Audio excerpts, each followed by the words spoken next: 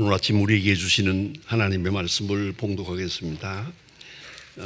신약 성경 마가복음 4장 35절로부터 봉독하게 됩니다.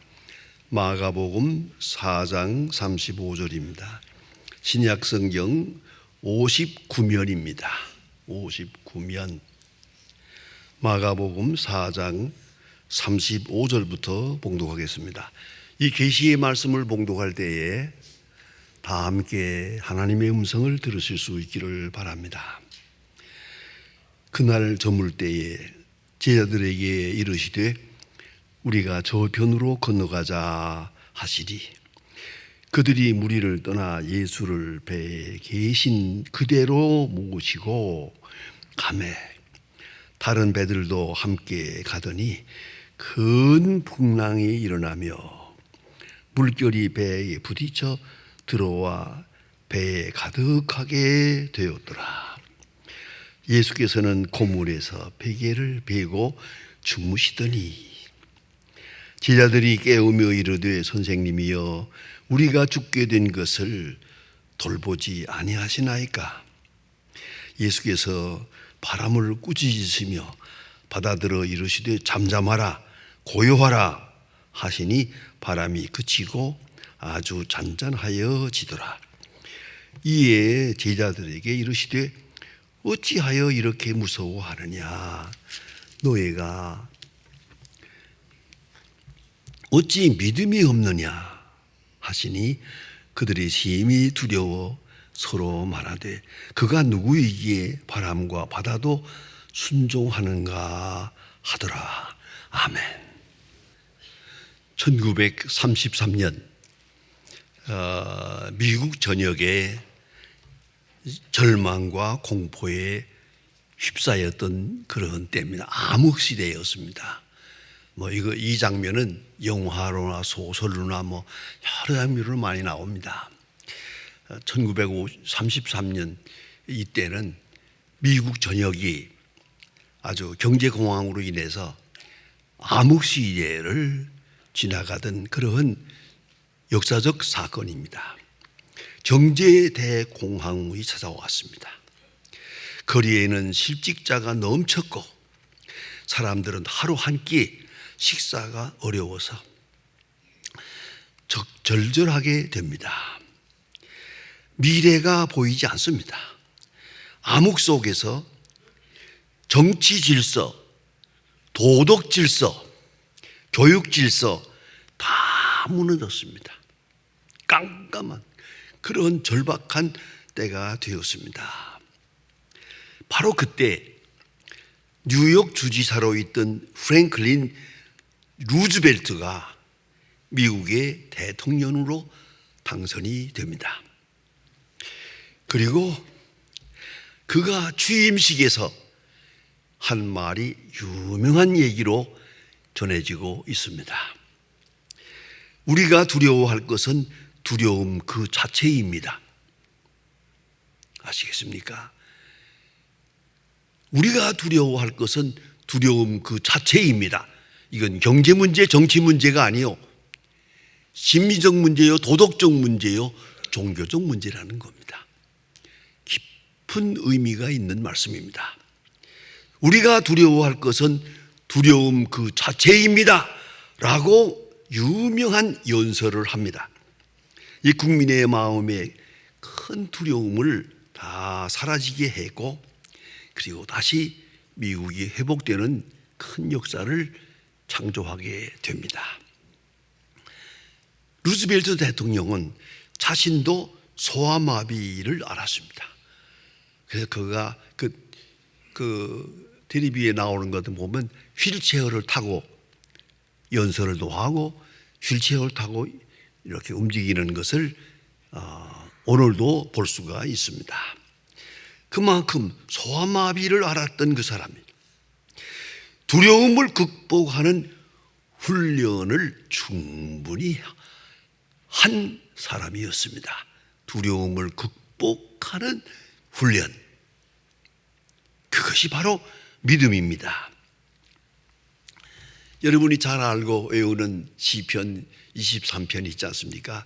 여호와는 나의 목자시니 내게 부족함이 없으리로다. 사실은 임종시에 사람이 세상을 떠날 때 어떤 성경 말씀을 들으면 좋을까? 또 임종 가까운 분에게 무슨 말씀을 들려주면 좋을까? 늘 생각을 합니다만은 통계적으로 세계에서 제일 많이 읽는 성경, 임종 때 많이 읽는 성경이 시편 23편입니다. 그런 거로 시편 23편은 충분히 외워둘 필요가 있습니다. 언젠가 내게 필요할 테니까. 여호와는 나의 목자시니 내게 부족함이 없으리로다. 맨 마지막에 가서 내가 여호와의 집에 영원히 거하리로다. 그것 때문입니다. 그런데 여러분, 여호와는 나의 목자시니, 그렇습니다.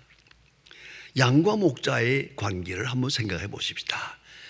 양이 평안할 수 있다면 네 가지 조건이 있어야 됩니다. 하나는 믿음직한 목자가 있어야 됩니다. 다음엔 푸른 초장이 있어야 됩니다. 맑은 시냇물이 있어야 됩니다. 맹수를 막아줄 수 있는 울타리가 있어야 됩니다. 네 가지 조건입니다. 그러나 다 필요 없습니다. 착한 목자만 있으면 됩니다. 목자만 있으면 양은 편안합니다.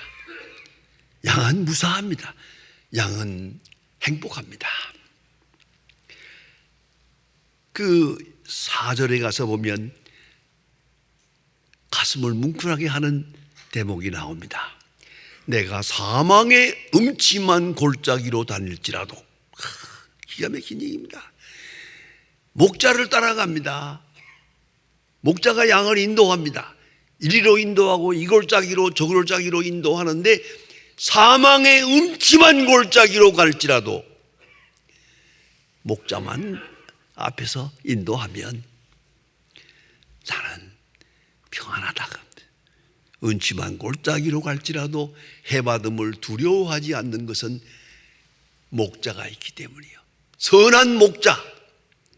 다음은 선한 목자에 대한 믿음입니다.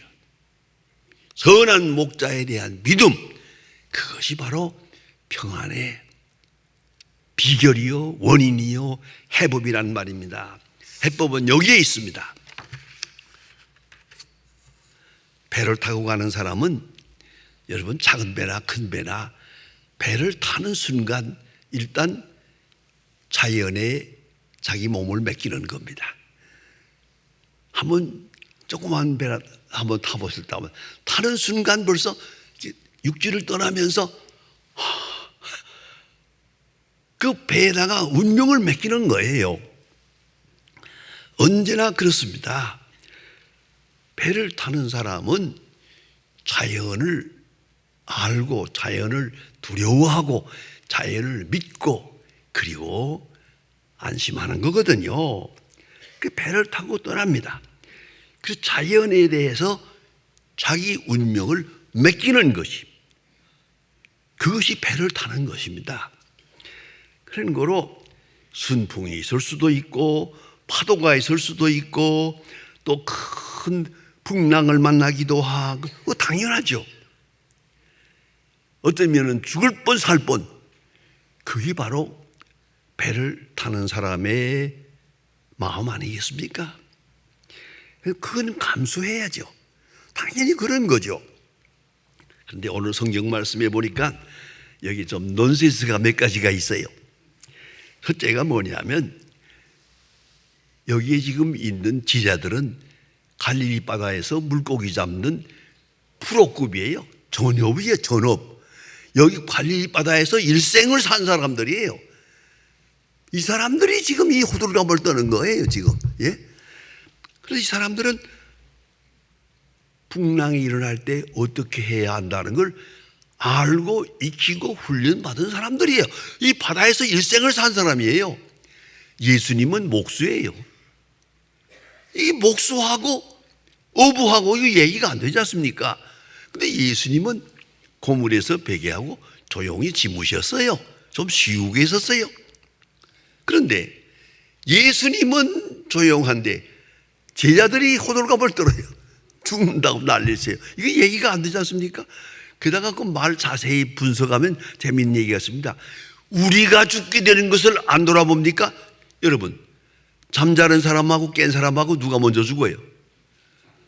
그 말도 안 되는 사람들 이것들이 말이에요.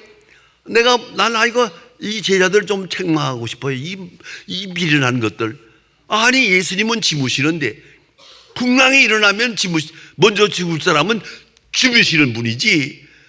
예수님 이거 큰일 났습니다. 이래 해야 하면 몰랐지만 우리가 죽게 된 것을 아주 이기적이에 못돼서요. 나는 그 제자들을 탐탁잖아요.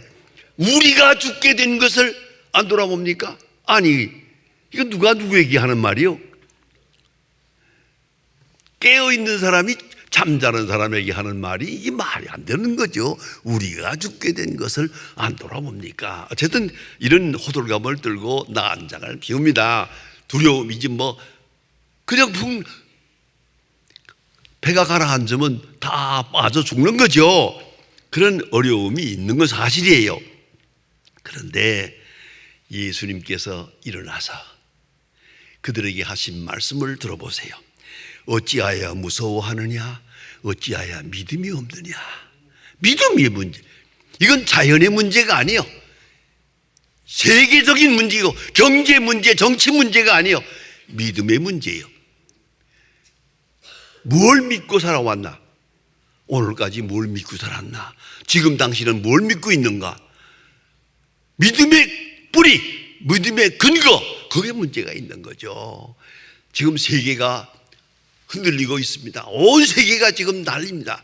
하지만 여러분 잊지 말아야 돼요. 이 풍랑 속에서 주님의 음성을 들어야 됩니다. 왜 믿음이 없느냐? 이 사람들아, 왜 믿음이 없느냐? 대단히 중요한 말입니다. 하나님의 구원의 경륜, 예수 그리스도를 통하여 만 백성을 구원하게 되는 큰 경륜이 앞에 있습니다. 이 큰 경륜 앞에 이 풍랑, 이 작은 사건은 그 문제가 되는 것이 아니죠. 어찌하여 믿음이 없느냐? 다시 한번 물어보세요. 어떤 믿음? 기술을 믿는 거, 자본을 믿는 거, 세상을 믿는 거 아니에요. 하나님을 믿는 거. 모든 것을 주장하시는 하나님을 믿는 그 믿음이 필요한 거죠. 그 유명한 일화가 있습니다. 이건 아주 하도 유명한 얘기입니다. 종교개혁자 마틴 루터가 종교개혁을 하려고 하는데 아주 어려움이 있거든요. 세상에 쉬운 일이 어디에 있나요? 적이 많지요. 위험하지요. 또 많은 사람들이 루터를 죽이겠다고 하는 사람들까지 나타나가지고 어수선합니다. 루터가 종교개혁을 할 때 너무 힘들었어요. 그래 집에 돌아왔습니다. 집에 저녁에 피곤해가지고 어깨를 축 늘어뜨리고 집에 돌아왔더니요, 그 부인이, 루터의 부인이 상복을 입고, 사람 죽은 다음에 입는 상복을 입고 머리를 풀고, 그리고 마틴 루터를 맞이하는 거예요. 그러니까 마틴 루터가, 여보, 누가 죽었어?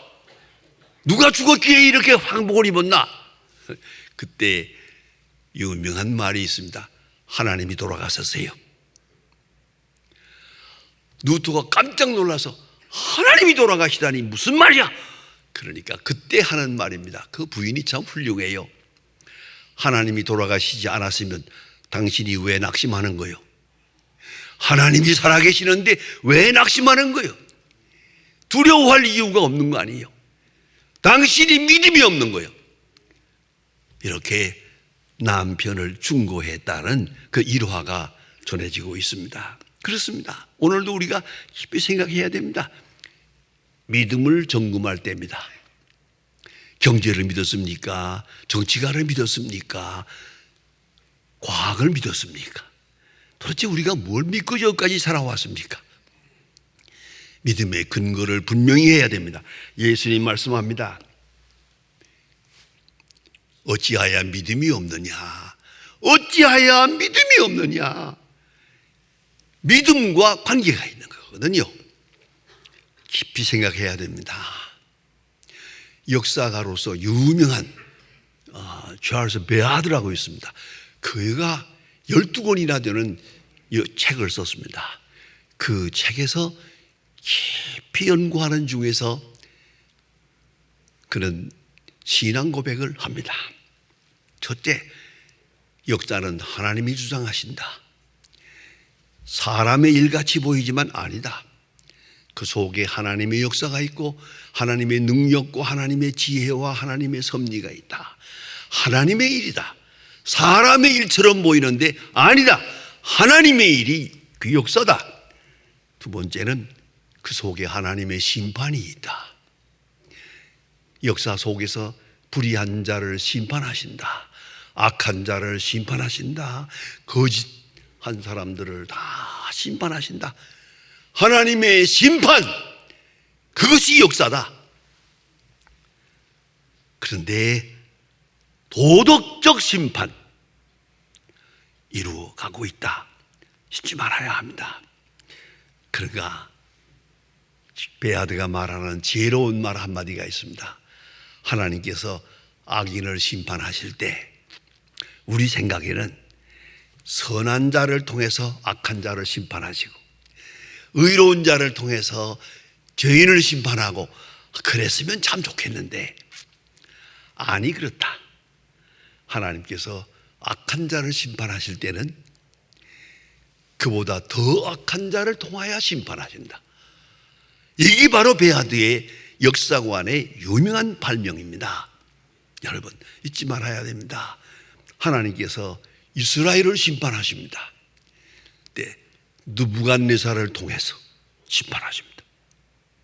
느부갓네살을 바사왕을 통해 심판하십니다. 더 악한 사람, 그보다 더 악한 사람을 통해서 악한 사람을 심판하신, 여러분 선한 사람하고 악한 사람하고, 그래서 선한 사람을 통해서 악을 심판하시는 일은 거의 없다. 이게 바로 베아드의 이론입니다. 그런가 하면 그 모든 심판, 모든 재난, 모든 환난 속에서 조용하게 신비롭게 하나님은 하나님의 백성을 구원하신다. 하나님의 구원이 있다. 하나님의 구원이 있어요. 그 영을 구원하시고 신앙을 구원하시고 그 세계관을 구원하시고 세상을 구원하시는 역사가 조용히 나타나고 있다. 그걸 잊지 말아야 합니다. 그러면서 사람이 알 수 없는 조화로운 하모니가 역사 속에 이루어진다. 그게 바로 벌꿀과 꽃과의 관계다. 벌꿀이 꽃을 찾아다니면서 꿀을 도둑질을 한다. 그러나 도둑질이 아니야. 반대로 꽃이 심부름을 시키고 있어. 벌에게 수술 이리저리 옮겨놓아. 그래서 열매를 맺는 것이다. 벌과 꽃의 관계처럼 아주 조화롭게 신비로운 가운데 하나님의 역사는 이루어지고 있다라고 말합니다. 여러분 오늘 이 풍랑은 대단히 어려운 사건입니다. 죽을 뻔했습니다. 그러나 여기서 보아야 할 것은 예수 그리스도가 하나님의 아들 되심이 계시되는 시간입니다. 만국을 주관하시고 온 세계를 주관하시는 하나님의 역사가 나타나는 것을 보여준 사건입니다. 그런 의미에서 풍랑은 계시 사건입니다. 풍랑 속에는 말씀이 있습니다. 풍랑 속에 하나님의 자애로운 귀한 경륜이 나타나고 있다는 말입니다. 그래서 예수님은 모든 문제를 간단하게 말씀합니다. 어찌하여 믿음이 없느냐? 이건 믿음의 문제다. 여러분, 현실이 하나님의 손에 있고 하나님의 경륜 속에 있고 그 마지막 파이널 골, 마지막 결정이 하나님의 손에 있다는 걸 잊지 말아야 합니다. 풍랑을 만난 사람 중에 가장 큰 풍랑을 만났던 사도 바울, 로마로 가는 배를 탔습니다. 276명이 타고 가는 큰 배입니다. 사도 바울이 탄 배입니다. 이게 지금 하나님의 종이 탄 배입니다. 이 배가 왜 파손이 됩니까? 그러나 이 배는 파손되고 큰 어려움을 겪습니다. 근데 하나님께서 사도 바울에게 나타납니다. 바울아, 네가 가이사 앞에 서야 하겠고 네게 속한 모든 사람들을 네 손에 붙였느니라. 걱정하지 마라. 사도 바울은 담대하게 말합니다. 여러분, 이 풍랑 때문에 고민하지 마세요. 배가 파손된다고 고민하지도 마세요. 나는 하나님의 음성을 들었습니다. 어젯밤 하나님의 음성이 들었습니다. 이 풍랑 속에서 하나님의 음성을 들었습니다. 나는 하나님을 믿습니다. 중요한 얘기입니다. 나는 하나님을 믿습니다. 경제, 정치, 기술, 선장, 선부 다 믿지 않고 오직 하나님을 믿습니다. 이렇게 외치고 로마로 들어가서 로마 교회를 세우게 됩니다. 현실은 날이 갈수록 어렵습니다. 여러 가지를 소식을 듣고 여러분들이 불안에 떨게 되는 것도 사실입니다. 그러나 그때마다 다시 한번 믿음을 점검하세요. 이것은 믿음의 문제입니다.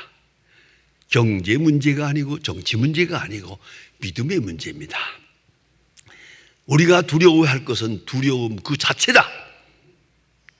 대단히 중요한 선언입니다.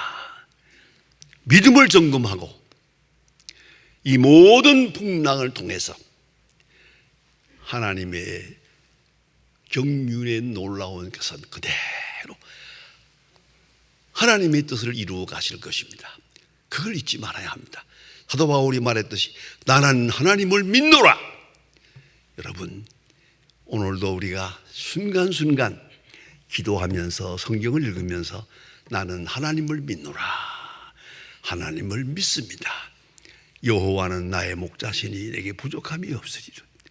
사망의 음침한 골짜기로 다닐지라도 해를 두려워하지 않을 것은 주께서 나와 함께 하심입니다. 여호와의 집에 영원히 거하리로다. 기도하십시다. 아버지 하나님, 우리가 지금 대단히 어려운 세상을 살아가고 있습니다. 온 세계가 이렇게 들끓고 있고 경제공황, 정치공황, 도덕의 붕괴로 인하여 세상이 흔들리고 있습니다. 우리 마음도 흔들리고 때로는 우리 믿음도 흔들리는 것을 주께서 아십니다. 주여, 주의 말씀에 확실하게 응답할 수 있게 하옵소서. 어찌하여 믿음이 없느냐? 어찌하여 그 정도의 믿음밖에 없느냐? 어찌하여 하나님의 큰 능력이 여기에 함께하는 것을 믿지 못하고 있느냐고 하는, 그리고 내가 너와 함께하고 있지 않느냐? 주여, 그 믿음, 위대한 믿음을 주셔서 이 풍랑 속에서 주의 음성을 듣게 하시고 주의 손길을 보게 하시고 주의 능력을 경험하게 하여 주시옵소서. 예수님의 이름으로 기도합니다. 아멘.